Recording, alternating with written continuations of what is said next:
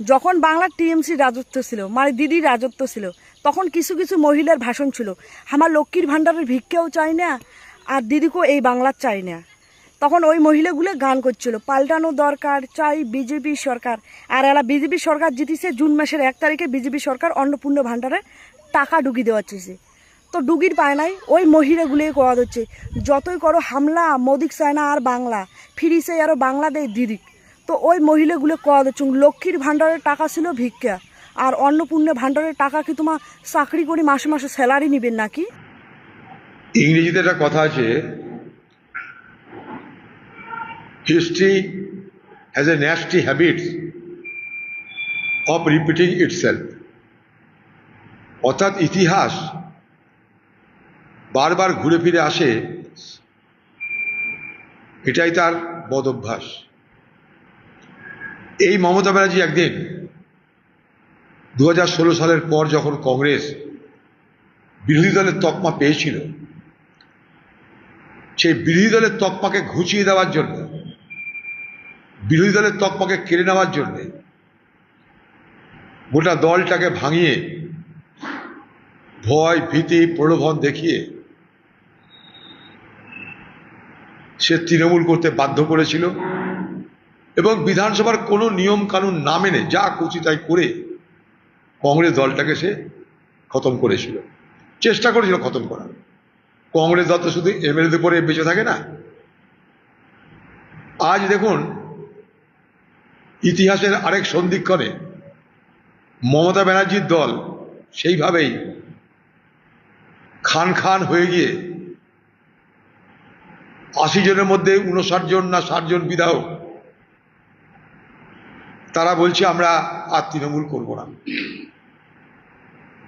অর্থাৎ মমতা দেখুন যে খেলায় আপনি নিজেকে মনে করতেন রপ্ত হয়েছেন, যে খেলার উদ্দামতায় ঔদ্ধত্যে আপনি ডিজে বাজাতেন খেলা হবে বলে, সেই ডিজের আওয়াজ নিশ্চয়ই আপনার কানে পৌঁছাচ্ছে। সেদিন খেলোয়াড় যারা খেলতো যাদের তাদের আম্পায়ার রেফারি ছিলেন আপনি, আজ যারা খেলছে যারা খেলোয়াড় তাদের আম্পায়ার বা রেফারি হয়েছে বিজেপি। ফারাকটা এইটুকুই, আম্পায়ার বদলে গেছে, রেফারি বদলে গেছে, খেলা চলছে, দল ভাগানোর খেলা চলছে। যারা তৃণমূল থেকে বিজেপিতে সরাসরি যেতে পারছেন না বা বিজেপিও যাদেরকে সরাসরি নিতে চাইছে না, কারণ তৃণমূলের এই সমস্ত বিধায়করা যদি সরাসরি বিজেপিতে জয়েন করে যায় তাহলে গোটা বিজেপি পার্টি কোভিডে আক্রান্ত হয়ে যাবে। কোভিড ভাইরাস যাতে তাদেরকে আক্রান্ত করতে না পারে সেই জন্যে তারা বিজেপি পার্টির, ভারতবর্ষের যিনি প্রধানমন্ত্রী নরেন্দ্র মোদী সেই তত্ত্ব মেনে বলছেন 2 গজ কি দূরি রহনা জরুরি। অর্থাৎ কোভিড থেকে বাঁচার জন্য 2 গজ দূরে রাখো, 2 গজ দূর থেকে কথা বলো।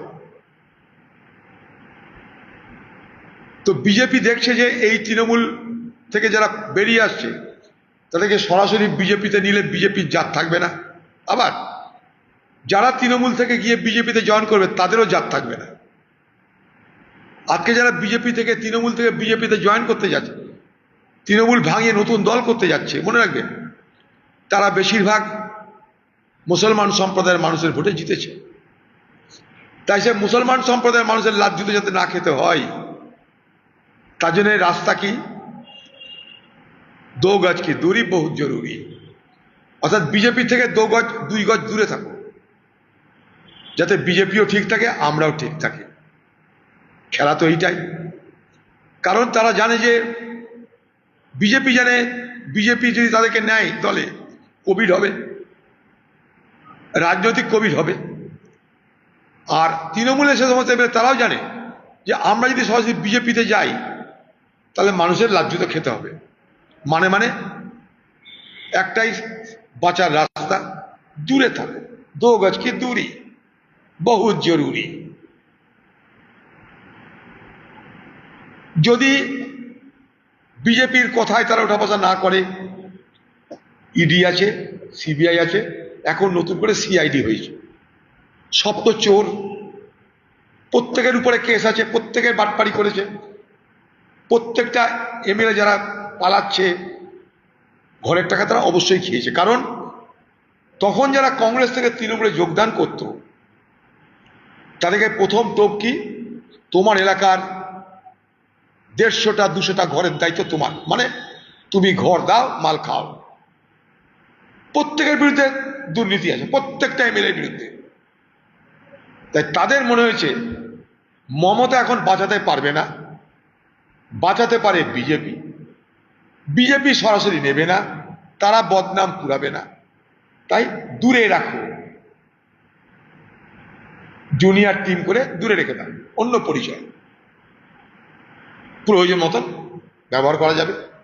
আর মমতা ব্যানার্জির দলকে বিরোধী দলের তকমা দেওয়ার প্রয়োজন পড়বে না। মমতা ব্যানার্জি দল ঘটা করে বিরোধী দলের নেতা হওয়ার জন্য ব্যবস্থা করেছিল। প্রথম দিন থেকে স্পিকার সাহেব দরখাস্ত নিচ্ছি নেব তা করতে করতেই দেরি করছিল, খেয়াল করে দেখুন। কারণ ততক্ষণে ভিতরে এই অপারেশনটা চলছিল। অপারেশন সাকসেস, বিরোধী দলের তকমা মমতা ব্যানার্জি পাবে না। আর একনাথ সিন্ধে মডেল এই বাংলায় চালু হয়ে গেল। অর্থাৎ যে খেলায় মমতা ব্যানার্জি এতদিন মাস্টারি করেছেন, তার সেই খেলার উপরে আরো বড় মাস্টারি করে মমতা ব্যানার্জিকে দেখিয়ে দিল যে ডিজে তুমি একাই বাজাতে জানো না, ডিজে বিজেপিও কম বাজাতে পারে না। আমরা বলছি কংগ্রেস, সাধারণ যারা কংগ্রেস, সাধারণ যারা তৃণমূল কংগ্রেসের কর্মী আছেন, যারা তৃণমূল দলটাকে জন্য ভোট করেছেন, মার খেয়েছেন, বা এখনো তৃণমূল দলটাকে ভালোবাসেন, বা তৃণমূল দলটাকে ভালোবেসে ভোট করেছিলেন, এমএলএমপি করেছিলেন, কংগ্রেসের দরজা খোলা আছে। আপনারা আসুন, আলোচনা করে আমরা আগামী দিনে বিজেপি এবং তথাকথিত তৃণমূল, একটা নামটাম কিছু হবে, সকলের বিরুদ্ধে একজোট হয়ে লড়াই করবার একটা প্ল্যাটফর্ম গড়ে তুলি। বাংলায় বাকি যারা বিরোধী দল সকলে মিলে একটা প্ল্যাটফর্ম তৈরি করে এর মোকাবেলা করা জরুরি। না হলে এ বাংলায় রাজনীতি বলে আর কিছু থাকবে না।